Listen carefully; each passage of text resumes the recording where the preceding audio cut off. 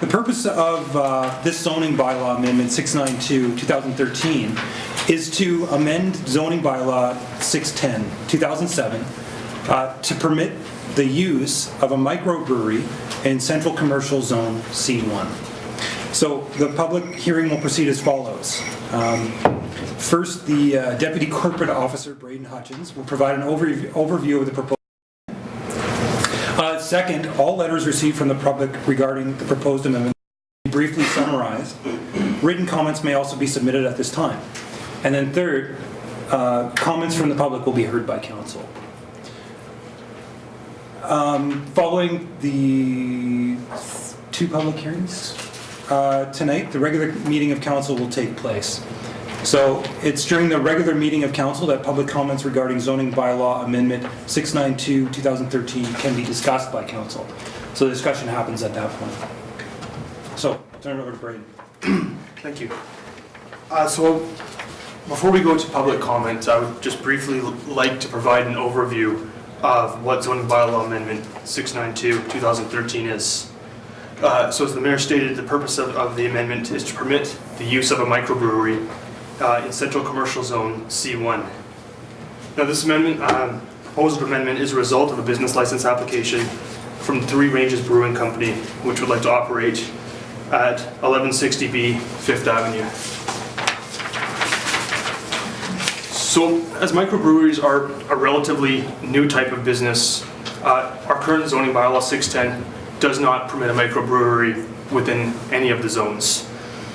So therefore it is necessary to consider an amendment to permit a microbrewery throughout an entire zone, in this case, Central Commercial C1.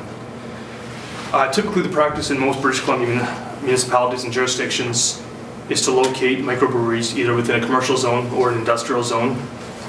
And we have zones C1 through C6, which could be considered. But at this point, because the application, the business license application coming forward, is only for the location within the central commercial C1 zone, it's recommended to council that they only consider that zone at this time, and consideration of microbreweries and all the other zones could be part of a larger zoning bylaw amendment process. So to summarize really briefly what's in the zoning bylaw amendment, there's a definition of microbrewery, which means a facility at which malt beverages fermented on the premises are packaged and sold for distribution. And then there's 5 or 6 various regulations that would dictate the microbrewery. To start, it would only be in the central commercial zone. It must have a manufacturer's license issued by the Liquor Control and Licensing branch. It'll have a maximum brewing capacity, which shall not exceed 7,500 hectoliters per year. The facility must include tours and tastings. It may include retail sales, a lounge and/or an outdoor patio, pending the appropriate endorsement from the BC Liquor Control and Licensing branch. And then there's 2 parking stipulations. One on if the brewery would not have the endorsement from the Liquor Control and Licensing branch, and so it would have a reduced parking requirement. But if it was to have a lounge and/or patio, there'd be a higher parking requirement stipulation. So before I turn the floor back to you, I would just like to note that we went through a process to facilitate public feedback as per section 890 and 892 of the Local Government Act.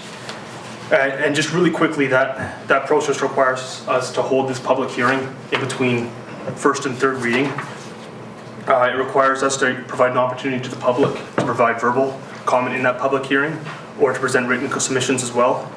It requires us to advertise the date, the purpose, the time, and the other details of the public hearing in 2 consecutive newspapers, which we did in both the Sentinel and the Goat.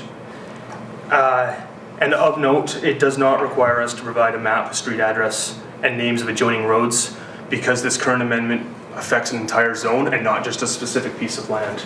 So if people were wondering, that's why those details were not included in the advertisements. So based on those stipulations, we had 1 submission regarding the microbrewery. It came from John Grogan of 880 Hillside Drive, and John didn't weigh one way or the other with respect to the microbrewery. He brought up a number of points, wanting to ensure that both staff and council were adhering to correct British Columbia procedure and legal processes. And so thank you, John, for raising those and ensuring that we are.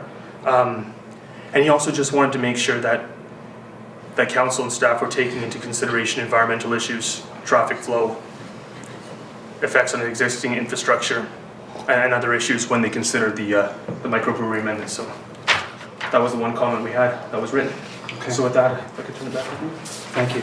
So this is the time. I'd like to ask the audience if there are any other written comments that members of the audience would like to submit. But if there are no written comments, I'll open the floor to public comment. So if anybody would like to speak to zoning bylaw amendment 692. And if you could just come up to the microphone at the... Okay. Oh, right. I'm going to just do a little bit of profiles for how we do this. And this will be relevant for this one as well as the others that we engage in tonight. So just in terms of meeting conduct, the idea here is just that no one should feel discouraged or prevented from making their views known.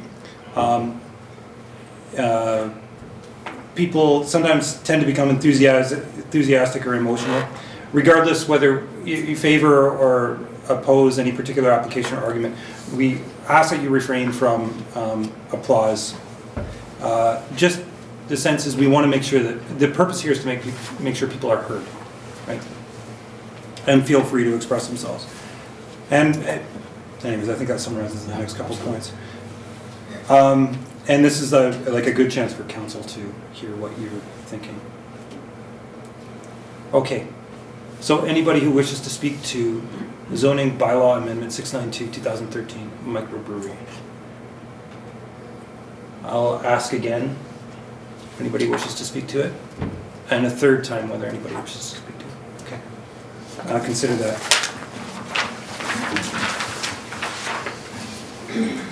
Okay, so with nobody coming forward from the public, I'll thank you for the written comments we've received, and we'll, just so you guys know how it works, is after we conclude a public hearing, council doesn't receive further submissions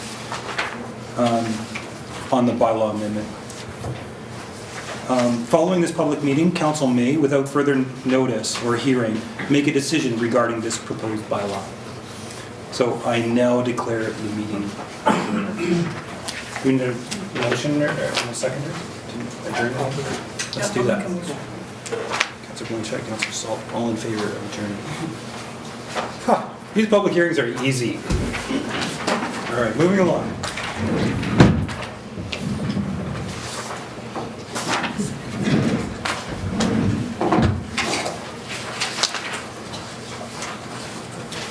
Okay, so we're going to call the next public hearing to order.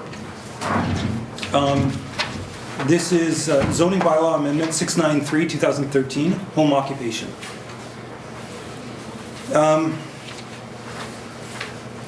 The purpose of this amendment is to amend zoning bylaw 610-2007 to clarify the definition of home occupation.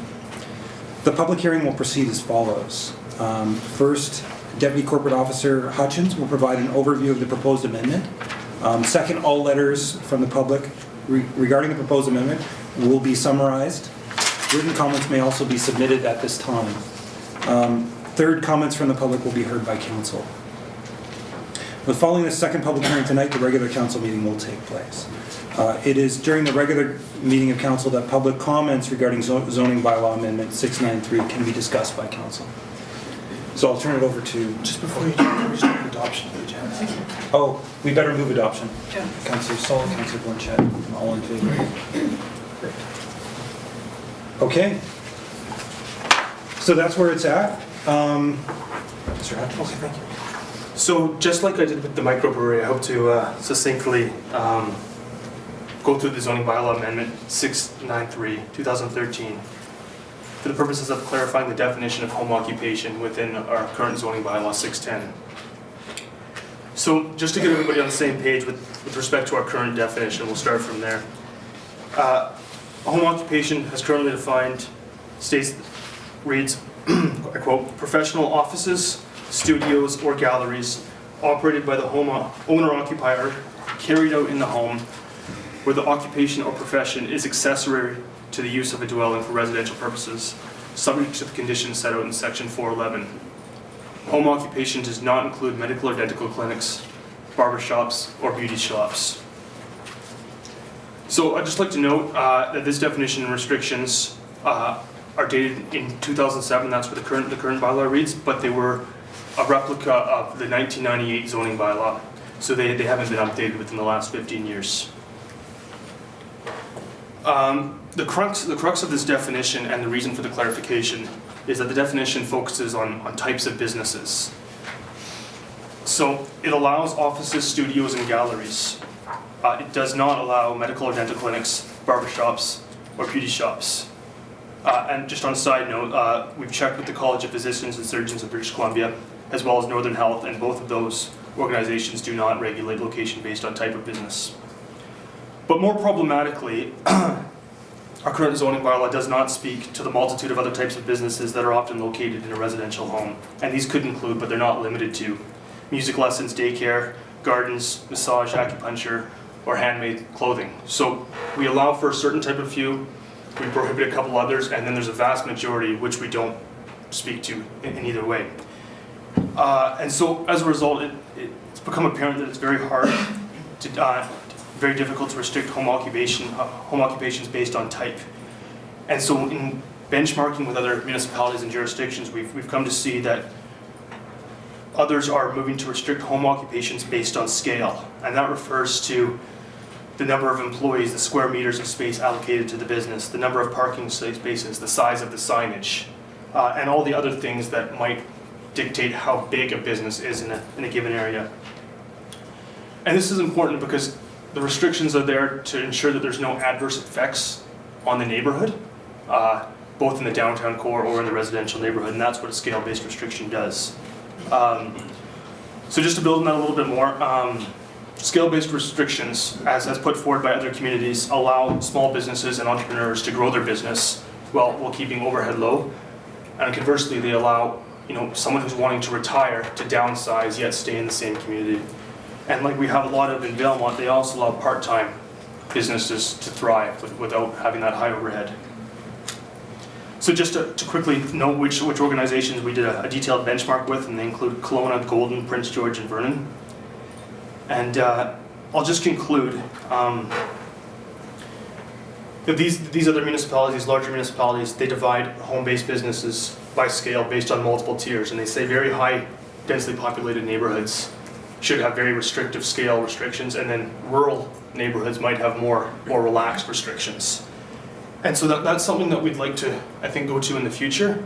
But for the purposes of the time being, the zoning bylaw amendment simply proposes a clarification of the home-based definition to not restrict based on type, and so to say that we'll allow occupations, practices, hobbies, and crafts, not offices, studios, and galleries. So a broader definition to encompass the vast variety of home-based businesses that exist.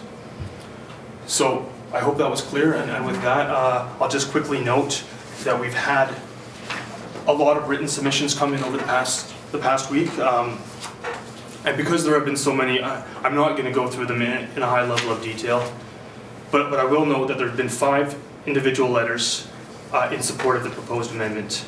There have been 2 written submissions in opposition to the proposed amendment, and there's been 1 written submission that suggests different ways that staff and council can look at procedure with respect to how we make decisions on home-based businesses, but it doesn't take a position for or against. So in addition to these 7 letters, 5 for, 2 in opposition, and 1 on a procedural note, there have also been 2 petitions that we've received. The first came primarily from citizens of McBride who expressed support for one home-based business, and there was 12 signatures in support of that there, and they said when they come to access one home-based business, they often spend money in a variety of others. But we also had another petition that had 19 signatures in opposition to the amendment. Just a point of clarification. I think the petition against, what you're suggesting is a petition against, came as 19 letters with the same No, that's a great point. Yeah. So it wasn't a true petition as we've seen in the past with one page with multiple signatures. It was 19 identical photocopied letters that were separately signed, but the body of the letter was identical. So what we've said is, because it wasn't individually worded as in a separate letter by a separate person, it essentially is, for all intents and purposes, a petition. So what we've done for council's sake is they each have a copy of all these letters in front of them to consider tonight. So I think I've done my piece, and I'd like to turn it back to you. Excellent. Now, I noticed some people, so the letters haven't been read out by us. If anybody is interested in doing so, you're welcome to. And if we've got a copy of it, we can supply that to you. Absolutely. That'd be totally appropriate. If you're interested in reading your own letter. Yeah. Okay, so at this time, I'll just call for any other written comments. Are there any other written comments coming in?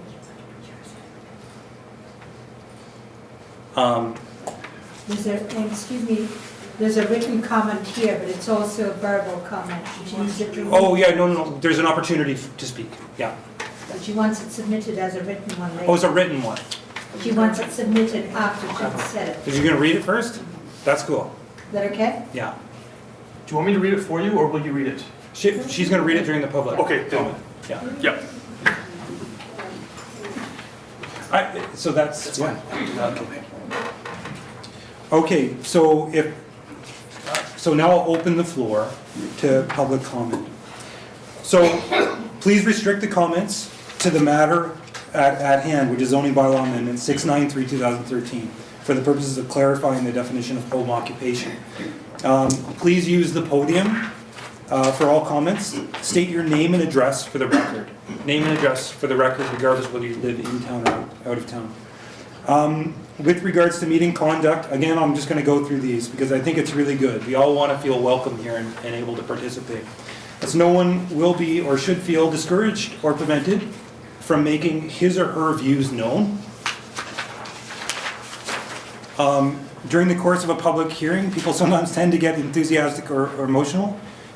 Regardless of whether you favor or oppose any particular application, please refrain from applause or other expressions of emotion, whistling and so forth. Good. Because this restraint enables others whose views may not coincide with your own to exercise their right to express their views and enables all views to be expressed.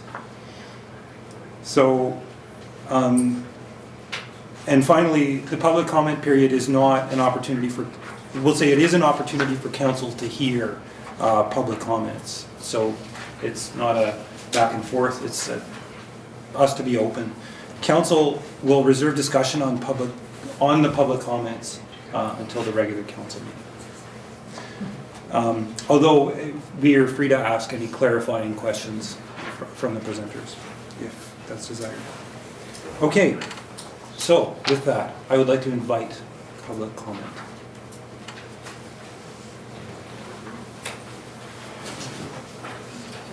Yes, please. I don't need that though, do I? Can you hear me? It's for the recording. Okay. Sherry Tinsley, 1421 Grenfell Place, Valemount, BC. Mayor and Council, I am here today as a business owner, not as a hairdresser. I am not here to create anti-competition laws. I am here to talk about the impacts on our residential neighborhoods. I am not in favor of the proposed changes to bylaw number 4.11 permitting home-based occupations. It gives the home-based businesses an unfair advantage to existing businesses that are in compliance with parking, signage, licensing, insurance, utilities, and taxes. Should the bylaw be changed to allow home-based business, will that change their taxes? Can we change commercial zoning to residential so taxes can be reduced? Will my residential street be compromised? I don't want my business in my home, nor do I want my neighbors to have one in theirs. Don't forget, we are still a village. We have visited the zoning bylaw in the past, such as Juniper Street. I'm sure council can be more productive in other important issues. I am no longer interested in fighting this community plan again, in view of the fact that I find the council to be apathetic, unsupportive, and negative. I wish to go on record with this opinion. Thank you for your time.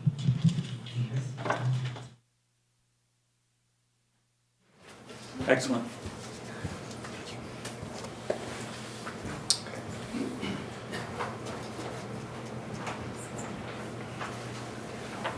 So, yeah, welcome.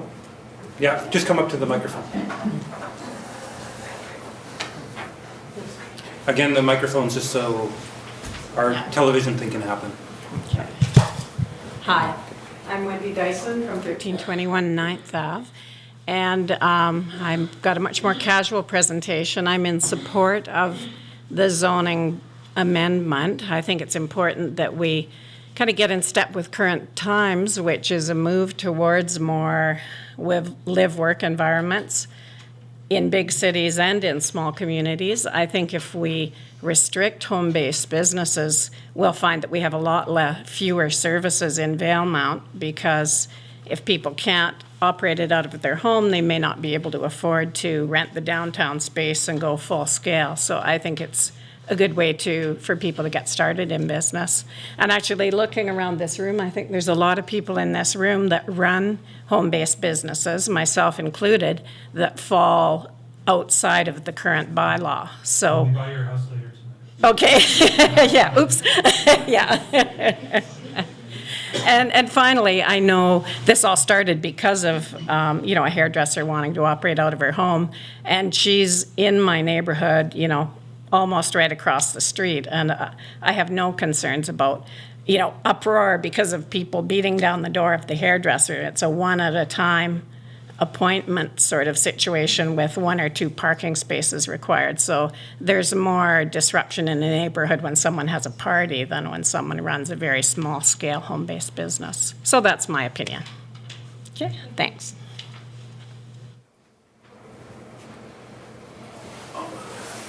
I'm not supposed to say much. You guys have all come out, you might as well get time to say. My name is Peter Felmark, 1200 Main Street. I'm in favor of changing the bylaw because this is 2013, and I go to Canberra to see specialists. Why not? They're all done it in a house before you go to the hospital for operation, and why not? So I believe it's good for this village to have that, because people can afford, perhaps they have to move out of town because they can afford to do other things. So I'm all in favor. Thank you.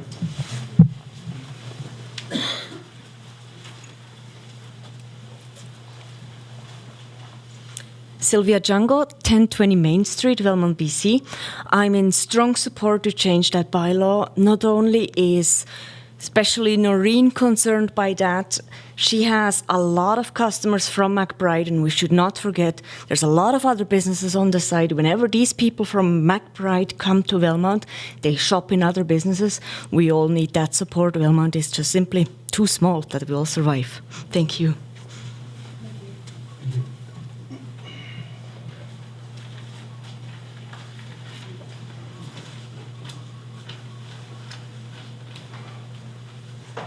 Hi, my name is Noreen Saul. I'm the hairdresser everybody's talking about. I live at 1344 9th Avenue. And I am for this because I would like to just semi-retire. I have some medical problems now that they're telling me that, it's time to slow down. I've been doing it for 34 years.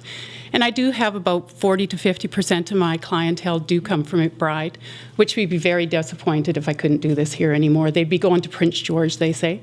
And I had a few other things to say, but basically that's it. I just want to semi-retire and just be at home more. That's all. Thank you. Okay, so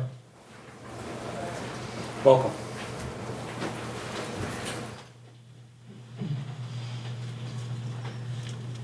Paul Johnson, 1123 9th Avenue. I'd just like to say I'm also in support of the change. I think it's important to support every home business we can.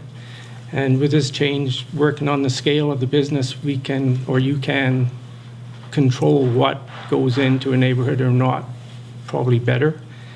And most small businesses can't go downtown, spend $2,000 a month to rent a building. It's just not going to happen. And it's important to have as much in this town as we can, whether it's small business or large business. Thanks. I noticed some people just walk in. We're in the middle of zoning bylaw amendment 693, 2013 regarding home occupation. And we're in the middle of hearing public comments. Just to sum it up, if you want to talk, be nice. You can talk. There you go.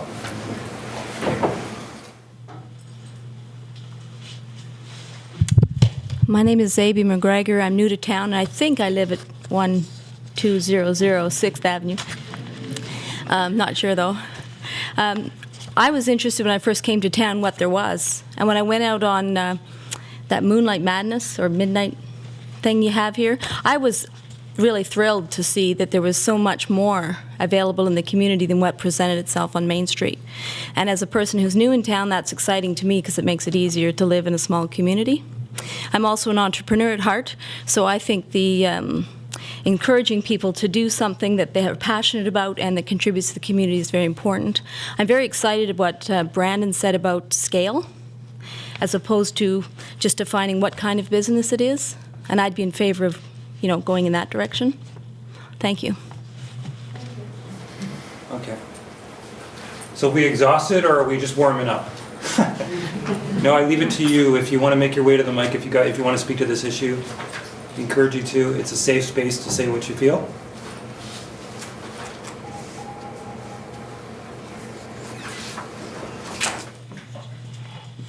Corey Marshall, 9101 Elm Street.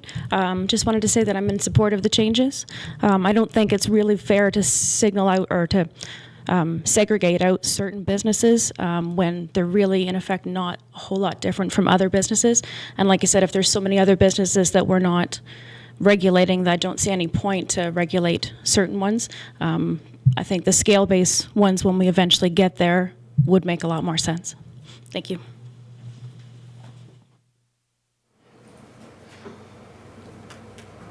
So I'm sure I've asked it 3 times, but I'll just ask one more time if there's anybody else who'd like to speak to the zoning amendment. Okay. Hope you're all not going to leave when we go, when we finish this, because we have very exciting meetings. Okay. So, thank you for speaking. So just, council won't receive any further submissions. This is kind of it. And between the time now that we've heard that and then make the decision, I think the general principle is don't lobby us, because we need to take this as a whole, what we've heard, and then consider that. So if we can have a motion to adjourn. Okay, Councillor Saul, Councillor Bullock, all in favor? Adjourn. Okay.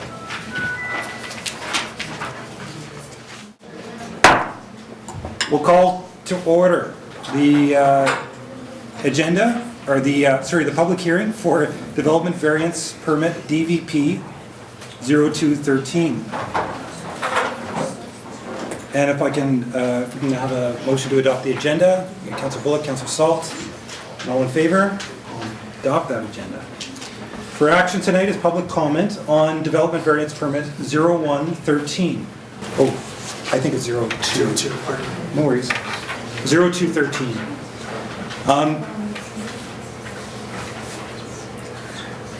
That's correct.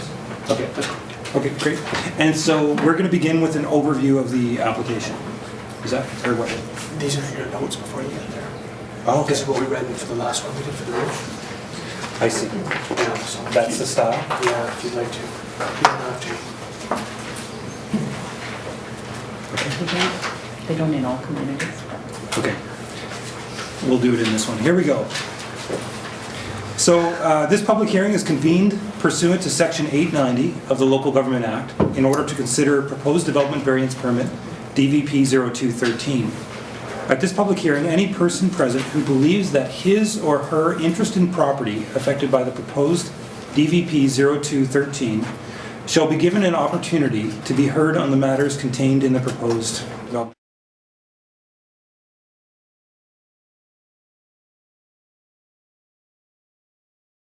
Speak to you tonight as a member of the Valemount Public Library Board, as a regular library user, a former councillor, and a longtime resident. I wish to state my unequivocal support for the approval of the above noted development variance permit.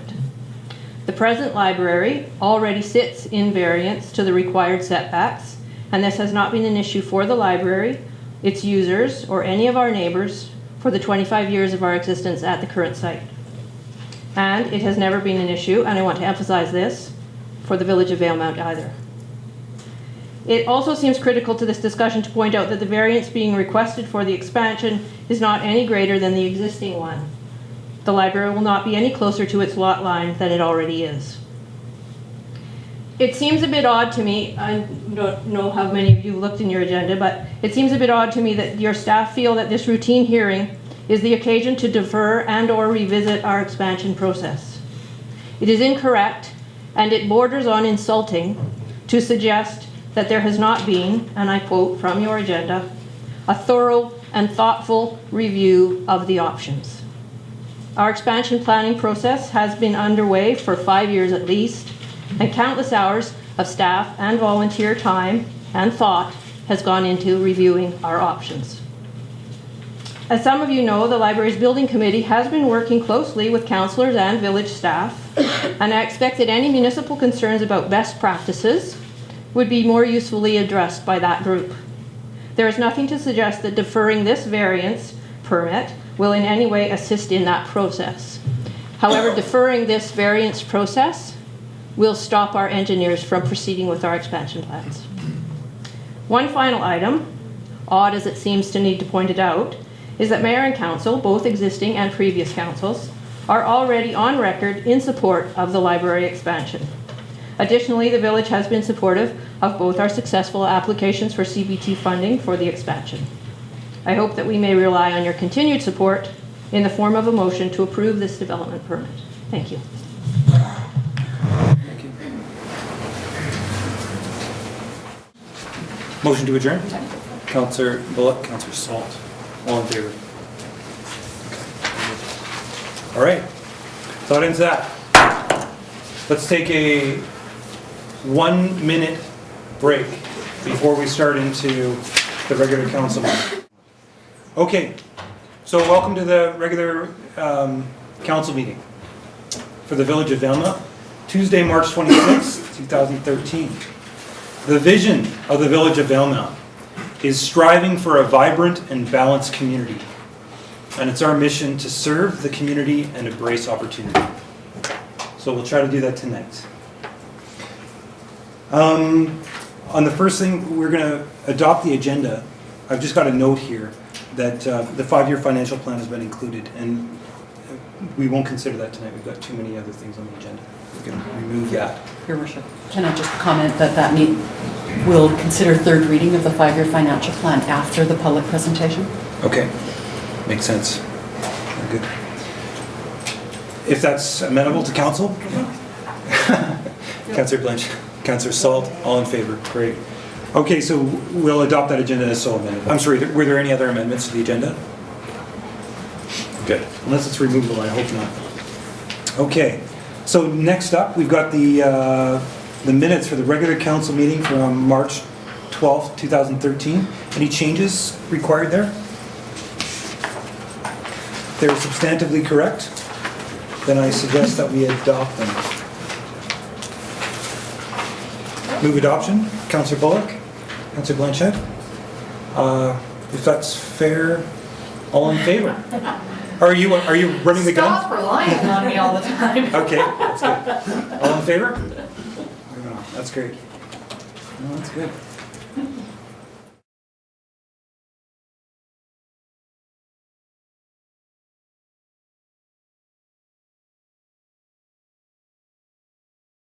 Okay, excellent. We have another delegation. Jared Smith and Owen Torgerson.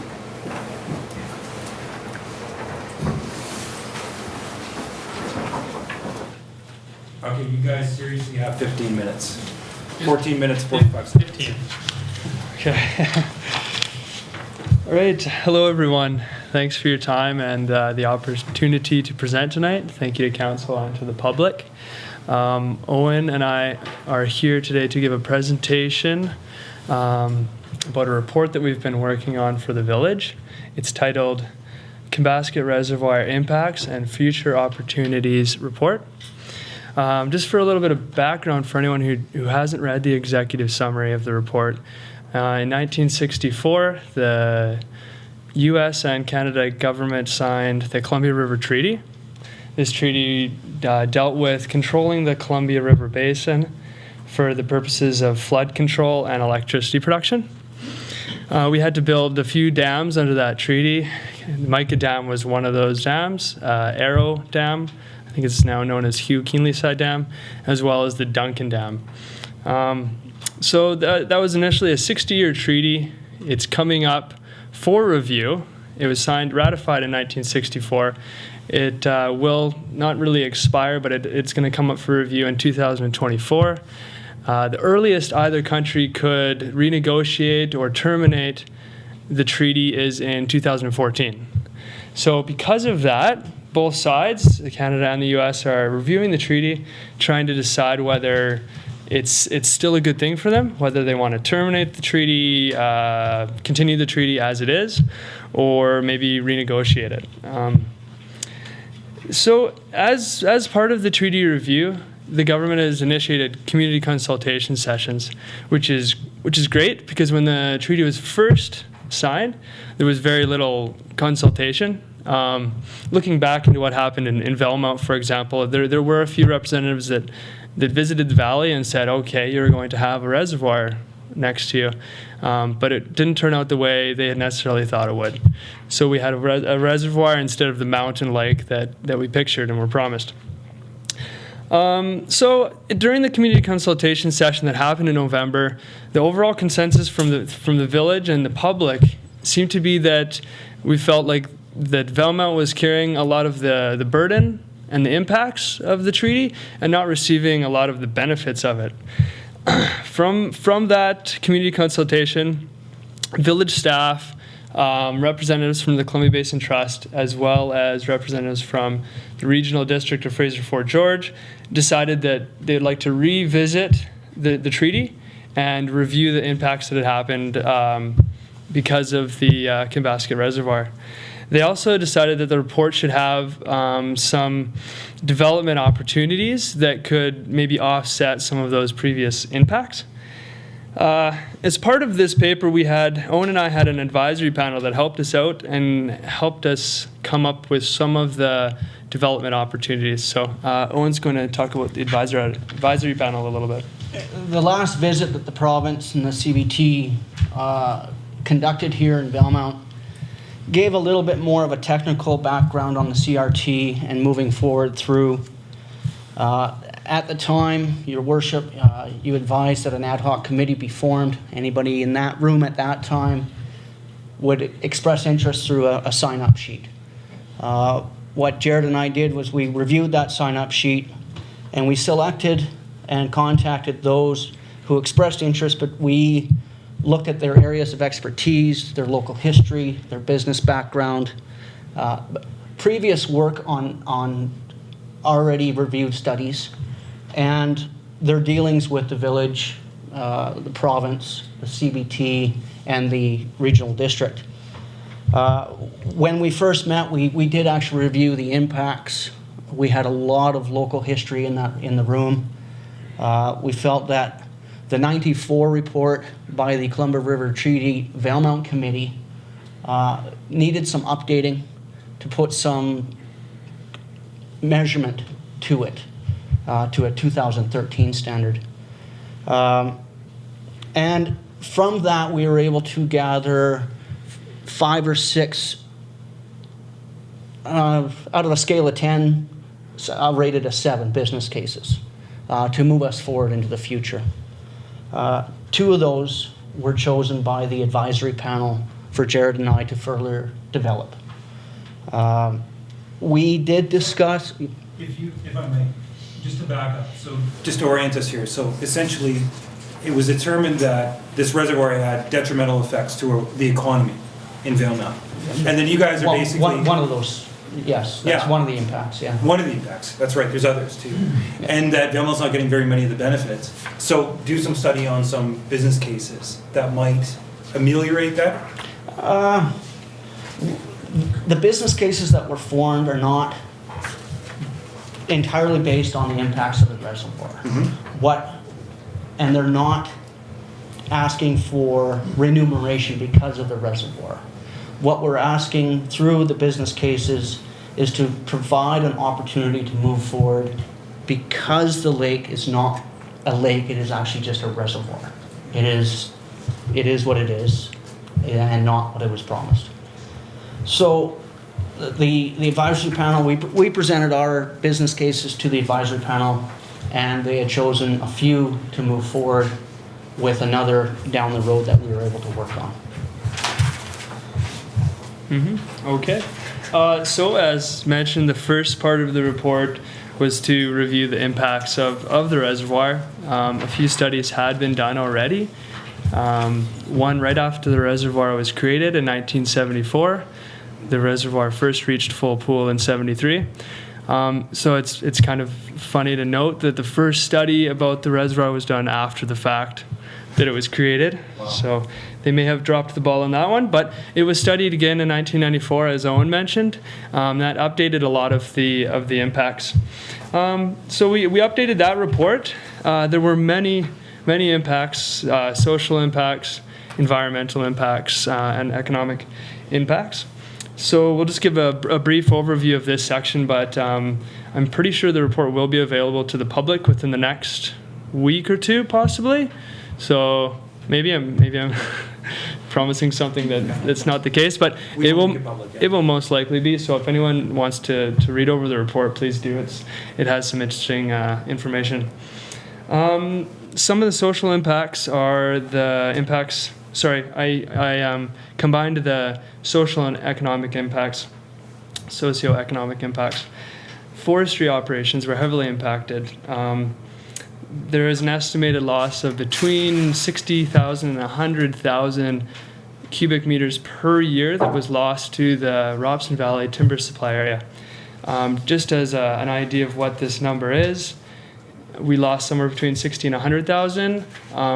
The current Valemount Community Forest volume is 33,000 after the pine beetle uplifts are finished. So it gives an idea of what kind of volume that was. That volume was also highly valuable species. Mostly it was interior cedar and hemlock forests and some spruce. So quite valuable timber species as well. The road that used to go down the Canoe Valley connected up with the Big Bend Highway. So accessing these forestry resources was quite easy. The road is in the valley bottom instead of on the steep side slopes as it is now. So there's obviously a different or more difficult construction cost with those roads as there was compared to before the reservoir. There were also impacts to tourism. As I mentioned, there was a road network that could take you all the way to either Revelstoke or Golden. Going to either town from Valemount when that road network existed would have been about 280 kilometers. So it's quite close. And I mean, if that road had continued to be there, it probably would have been upgraded. It would have made a really interesting transportation corridor to Golden, to Revelstoke, and to other areas in southern BC. The hot springs were something that came up a lot. People love our hot springs, and we don't have access to them as often as we'd like to. Before, people talked about the hot springs as being in a beautiful cedar forest. They were difficult to get to. You did have to cross the Canoe River, but most likely, if the reservoir hadn't been put in the valley, then the hot springs, they would have been more accessible now, possibly developed. The other section is the biophysical impacts. It's dealing with the wildlife and the physical landscape that was impacted. And there was a lot of habitat lost, about 42,000 hectares total. Habitat fragmentation was another consideration. It did flood the Rocky Mountain Trench, which is a main corridor for lots of different ungulates and large mammals. It makes it more difficult for them to traverse from southern areas of their habitat to northern areas of their habitat now. It even impacted the climate. This data is mostly reliant on anecdotal information, but people say that there has been increased winds and an overall slight increase in temperature as well. So those aren't verified with scientific data, but people have noticed the impacts. So I'm going to hand it back over to Owen for, he's going to talk about debris. Almost. Pretty close, yeah. We can make it close. Just want to highlight one particular impact that we are experiencing during the summer months, and that's debris. Back in '73, July, representatives from the province, BC Hydro, came to Valemount and said, "We're flooding this valley. What do you guys want to do?" And they're like, "Whoa, okay, we're going to log it as quick as we can." They weren't given as much time as necessary, leaving a lot of, they took the juicy logs, timber, what was easy, cost effective to get to. So here comes the water. We have a lot of uprooting of debris. 2008, Hydro estimates there's 1 million cubic feet of debris floating in the lake. And every year it rises, falls, leave that bathtub ring. So they started 2 committees, one here in town, one in Golden, to help alleviate that problem. And they started committing some funds to debris cleanup. Estimates now, after $3.2 million investment of debris cleanup, they're about halfway. They figure they have about 530,000 cubic meters of debris left in the reservoir, both ends. And so the 2 committees struck a recommendation to BC Hydro to increase their funding and diligence to get it going. There was many representatives from Golden had the advice to Hydro, it's your mess, you clean it up. It doesn't matter what it costs. You made a mess, you clean it up. There were other more political, bureaucratic responses as well, but for the most part, the debris is getting cleaned up. Hydro is stepping up. They are committing funding, and there has been the recommendations from the 2 committees to increase that funding on an annual basis. Okay, so we're just going to quickly review the business cases now that the advisory panel helped us come up with. The first one dealt with more timber allocation to the community forest in response to the timber area that was lost due to the reservoir. The Valemount Community Forest has been harvesting approximately 170,000 cubic meters for the last 3 years of operation. After the pine beetle uplifts, that's going to go down to 33,000 cubic meters. That's going to take a lot of the jobs with it. Right now, the community forest employs about 75 people per year. And if we use that in same employment coefficient with the new volume, it's going to be about 15. So any additional volume to the community forest is going to help jobs stay in the valley and help the sustainability of our forest industry. That's the first business case. The second business case that the advisory panel helped us direct is exploring for geothermal resources. Borealis of Calgary has permit rights and subsurface geothermal rights on the reservoir itself, but there is evidence leading to resources closer to town. We are in a triangle of 3 faults, being close to mountain ranges. Of course, we're on a fault line, but the Rocky Mountain Trench comes just north of us. There's a major fault line from the North Thompson Trench, and the Purcell Thrust Fault kind of goes over the Canoe Mountain Plateau and near the proposed Glacier Destinations Resort. The idea behind doing some exploration nearer the town will give us a better understanding of the resources that the village has access to. When you understand and you know unexpectedly that you have the resources to develop those resources, then you can move ahead into the future with a green, sustainable step.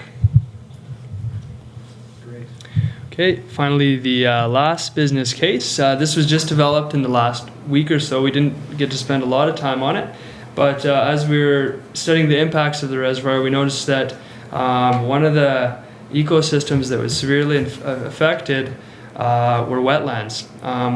About 6,000 hectares of wetlands were inundated by the reservoir. Much of that in an area close to Valemount, along the Canoe River Valley.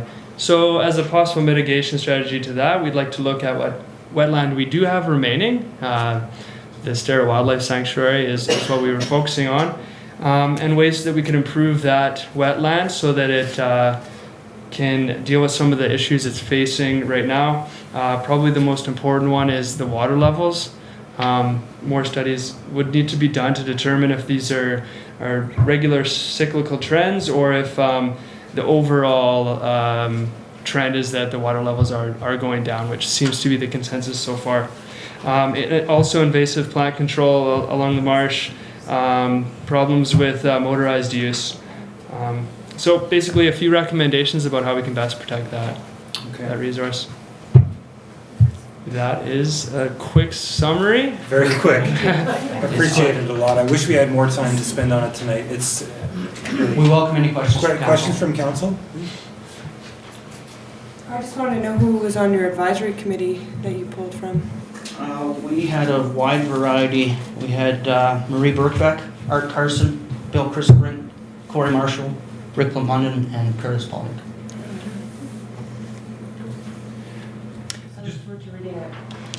Just a comment.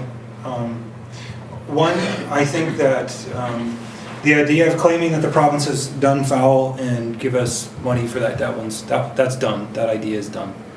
It's been sort of addressed to the Columbia Basin Trust, but what you guys have been engaged in, I think, is fruitful in the idea of we're exploring where the province can assist this community going forward. I think that's incredibly constructive, and I really applaud everybody from that.